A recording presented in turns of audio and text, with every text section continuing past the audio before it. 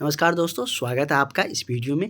इस वीडियो में हम आपको स्वास्थ्य मंत्री जी का जो बयान निकल कर आ रहे हैं आप लोगों के बहाली को लेकर, उसके बारे में डिटेल्स में बताने जा रहे हैं। और अब आप लोग अपनी पढ़ाई पर फोकस कर लीजिए। अगर अभी तक भी भटक रहे थे, अगर आप सोच रहे थे कि हमको दूसरा जॉब हो जाएगा, चाहे बीटीएससी एएनएम का इंतज़ार कर रहे थे, तो फाइनली अब आप लोग अपनी तैयारी में लग जाइए। नहीं तो आपका ये बहाली भी मिस हो जाएगा, क्योंकि जल्द इसकी आवेदन की प्रक्रिया शुरू होने जा रही है। कब से प्रक्रिया शुरू होंगे इसके बारे में भी हम लोग जानेंगे। तो लगातार आप लोगों को अब देखने को मिल रहे हैं कि इन सारे पोस्टों पर बहाली आ रहे हैं। तो इन पोस्टों पर बहाली रहेंगे, किसका कितना पोस्ट रहने वाले हैं इसके बारे में भी हम लोग जानेंगे। और ये हमारे स्वास्थ्य मंत्री मंगल पांडे जी ने ही क्लियर कर दिए हैं कि अगले सप्ताह विज्ञापन जारी हो रहा है।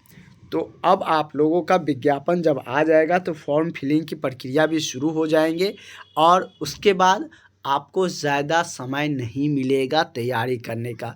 जितना फॉर्म फिलिंग का समय रहेगा और 1 महीना आपको मिल गया वही बहुत है। उतने दिन के बाद आपका सीबीटी एग्ज़ाम हो जाएगा। तो अपने माइंड में अब आप लोग पूरी तरीके से बैठा लीजिए, आपको जॉब लेना है तो पढ़ाई पर ध्यान केंद्रित करना पड़ेगा, आपको क्लास ज्वाइन करना पड़ेगा। अगर अभी तक भी आपने पढ़ना नहीं शुरू किए हैं तो आप लोग इस नंबर पर कॉल करके व्हाट्सअप करके क्लास में जुड़ जाइए। डेली आप लोगों की क्लासेज होते हैं, जैसे ही आप क्लास में जुड़ते हैं उसी समय आपको नोट्स मिल जाते हैं और बहुत ही एक्सप्लेनेशन के साथ आपको बताते हुए पीवीआई क्वेश्चन को चलते हैं, जिससे कि आपको एग्ज़ाम में कोई भी कन्फ्यूजन ना हो और आप अच्छा स्कोर करके आए जो आपको मेरिट लिस्ट तक पहुंचाए। रिजल्ट तो बहुत सारे स्टूडेंट का होगा, लेकिन मेरिट लिस्ट तक जो पहुंचेगा उसी का जॉब होगा। तो इस बात पर आप लोग पूरी तरीके से अब ध्यान रखिए। अब आपके पास समय नहीं है ज़्यादा, अभी से आप लोग अपनी तैयारी में लग जाइए।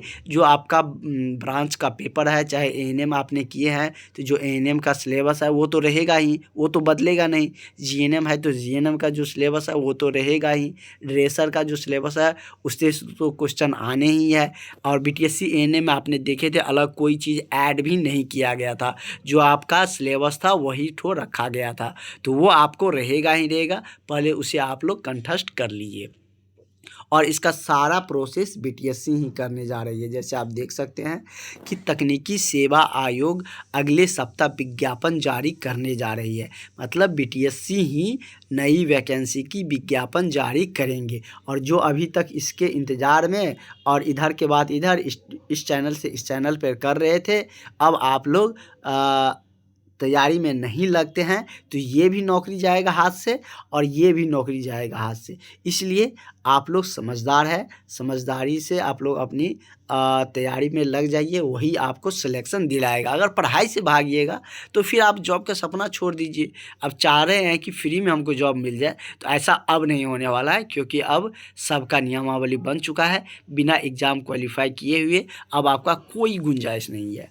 जैसे कि स्वास्थ्य मंत्री जी ने ही, और ये सिर्फ फार्मासिस्ट का नहीं है, ये फार्मासिस्ट को लेकर जारी किया गया है।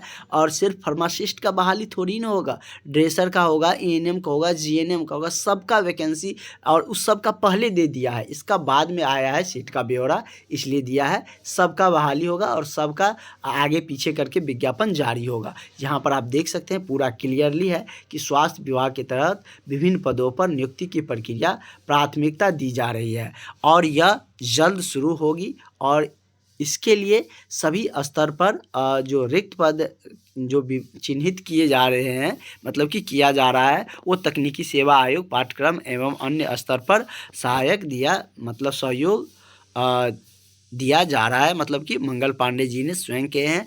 जो स्वास्थ्य विभाग के विभिन्न पदों पर जो रिक्तियां हैं उसको भी अभी देखा जा रहा है, उसका भी मतलब कि ब्यौरा निकाला जा रहा है। जो सीट खाली है वो तो है ही, जैसे कि एएनएम का क्लियर पहले कर दिया गया था 15,000, अभी सीट है इसके तहत आएंगे। जीएनएम का 7,000 लमसम, ड्रेसर का 3,000 से प्लस है, इससे ज़्यादा भी हो सकते हैं। और भी सीट जो वैकेंट है उसको भी चिन्हित किया जा रहा है। तो आप लोग अपनी तैयारी पर पूरी तरीके से अब फोकस करिए, तभी आपको सिलेक्शन हो पाएगा, तभी आपको 2025 में जॉब मिलेंगे।